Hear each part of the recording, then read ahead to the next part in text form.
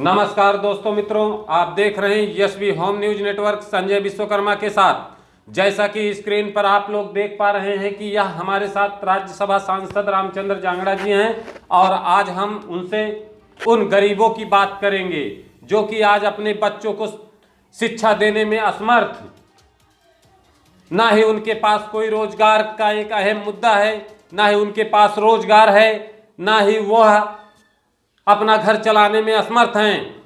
हम उन गरीबों की बात करेंगे जिनके पास आज छत पर छप्पर नहीं है, उनके सर पर छप्पर नहीं है। आज इतने गहरे ठंड में वह कैसे अपनी जीविका चलाते होंगे, जो कि आज सरकार प्रधानमंत्री आवास योजना के तहत कहा जाता है सभी गरीबों को आवास सुविधा मिल गई है। क्यों अभी तक उनको आवास सुविधा नहीं मिली है? क्यों अभी तक उनका घर चलाने के लिए जो भी सरकारी संपदाएं हैं वहां पर विश्वकर्मा समाज के युवाओं को क्यों नहीं भर्ती किया गया? 74 सालों से अपने वोटों को हम लोग देते चले आए, लेकिन आज तक शासन सत्ता से भी वंचित रखा गया, रोजगार से भी वंचित रखा गया। क्यों अभी तक जो भी रेलवे हम ले ले या सरकारी अस्पताल ले ले या सरकारी स्कूल ले ले, हर जगह पर विश्वकर्मा लोहा और लकड़ी की बात करेंगे, क्योंकि विश्वकर्मा समुदाय एक ऐसा समुदाय है कि जो लोहा और लकड़ी पर आधारित समाज है। क्या वहां पर इन लोगों की भर्तियां नहीं हैं? क्या उन लोगों को वहां पर एक व्यक्ति को एक स्कूल में नहीं रखा जा सकता? अभी तक वह कार्य कैसे चल रहा है? क्या वहां पर कुर्सियां टूटती नहीं? क्या वहां पर फर्नीचर लगते नहीं? क्या वहां पर कोई लोहा और लकड़ी के कार्य होते नहीं? लेकिन क्यों उन स्थानों पर दूसरों को भर दिया गया है? क्यों उस स्थानों पर दूसरों को भर दिया गया है जिसका जो पेशा है? कहा जाता है जिस समय उत्तर प्रदेश में समाजवादी पार्टी की सरकार थी, उस समय युवाओं के लिए आईटी पास प्रमाण पत्र देने का प्रावधान उठाए थे पूर्व शिक्षा मंत्री राम आश्रय विश्वकर्मा जी ने। अभी तक क्यों उससे वंचित रखा गया? क्योंकि आप लोग जानते हैं, आप लोग देख रहे हैं कि सभी समाज के लिए आरक्षण दिया गया है बरोबर से और सभी को हर जगह पर नौकरियों पर रखा गया है। लेकिन आज इतने बड़े समुदाय को 12 से 15% की आबादी कही जाती है आज विश्वकर्मा समाज की, क्यों उन्हें आज इन स्थानों से वंचित रखा गया? क्यों शासन सत्ता से दूर रखा गया? आज इसी पर जवाब देंगे राज्यसभा सांसद रामचंद्र जांगड़ा जी फोन वार्ता करते हुए। आइए हम जानते हैं क्या वह हमारे इन सब समस्याओं को जल्द से जल्द निपटारा करेंगे क्या? क्योंकि कहा जाता है कि राज्यसभा सांसद जो भी सदन में कोई भी बात को उठाते हैं वह पत्थर की लकीर बन जाती है, वह कानून बन जाता है। जहां से कानून बनता है उस स्थान पर बैठे राज्यसभा सांसद रामचंद्र जांगड़ा जी, क्या यह विश्वकर्मा समाज जो लोहा और लकड़ी समाज, गरीब समाज, इसे उठाएंगे? आने वाले समय में क्या इन्हें इनका हक मिलेगा? हर स्थानों पर क्या विश्वकर्मा समाज का कोई एक वैकेंसी निकलेगी या लोहा लकड़ी की कोई ऐसी वैकेंसी बनाई जाएगी कि उनका गरीब परिवार अपने वह बच्चों को शिक्षा दे पाए, अपने बच्चों के लिए वह कुछ सोच पाए?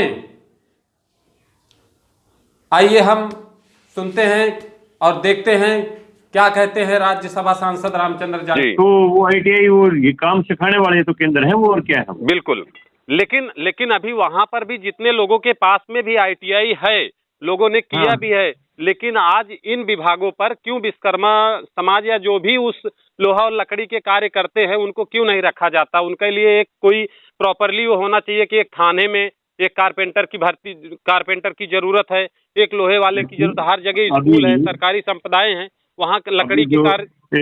एक मिनट में आपको रोक रहा हूँ।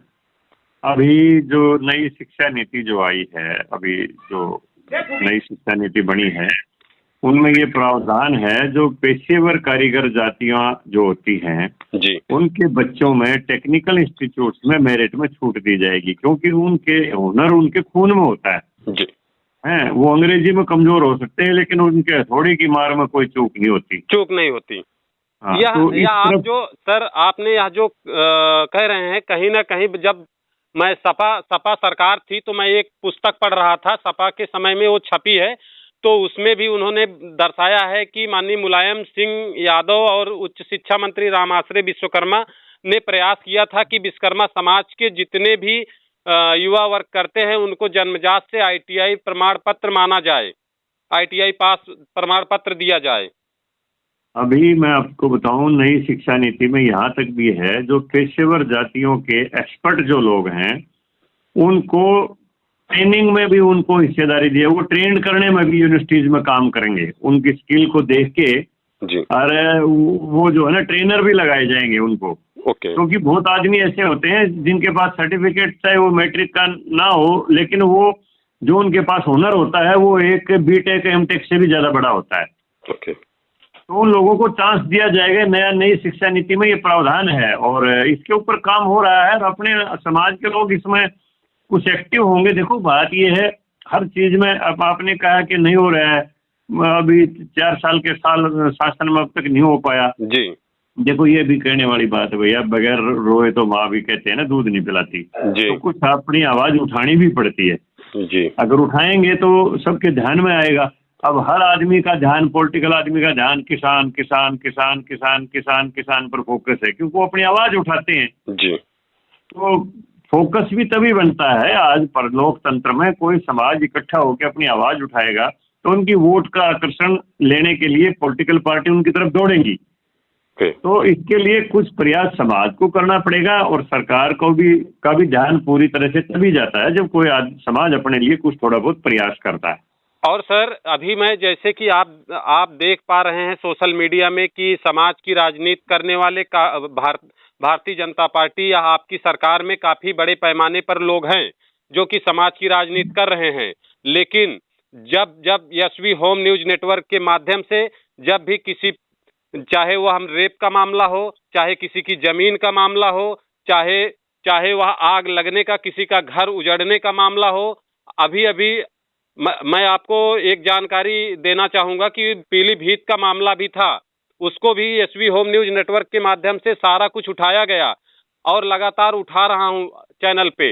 लेकिन क्यों जो विश्वकर्मा समाज के बीच में जितने भी आज उत्पीड़न हुए हैं, किसी का भी मुकदमा नहीं दर्ज हुआ है और लोगों ने क्या कहा है कि इस सरकार में समाज का उत्पीड़न हो रहा है। तो यह हो सकता है कि आप तक पूरी जानकारियां ना पहुंचती हो। मेरी तरफ कोई जानकारी नहीं आई है मेरे तक अभी भी।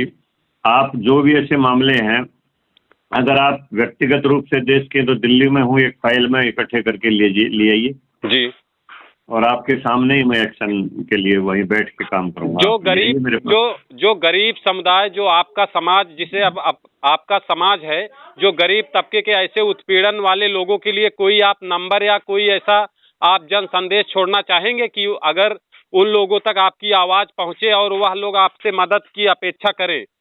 जो मेरे नंबर पर आप बात कर रहे हो यही मेरा नंबर है, आप किसी को भी दीजिए। ओके, हाँ। तो उसके बाद आपसे संपर्क करेंगे और आपके पास तक कोई भी प्रूफ, चाहे वह यशवी होम न्यूज नेटवर्क के माध्यम से पहुंचे या डायरेक्ट आपसे मिलना चाहेंगे लोग, वह मिल करके अपनी समस्याओं को पूरे भारत के विश्वकर्मा समाज के लिए यह संदेशा है। कोई भी हमारे ज्ञान संज्ञान में लाइए, हम सब हर संभव मदद करेंगे।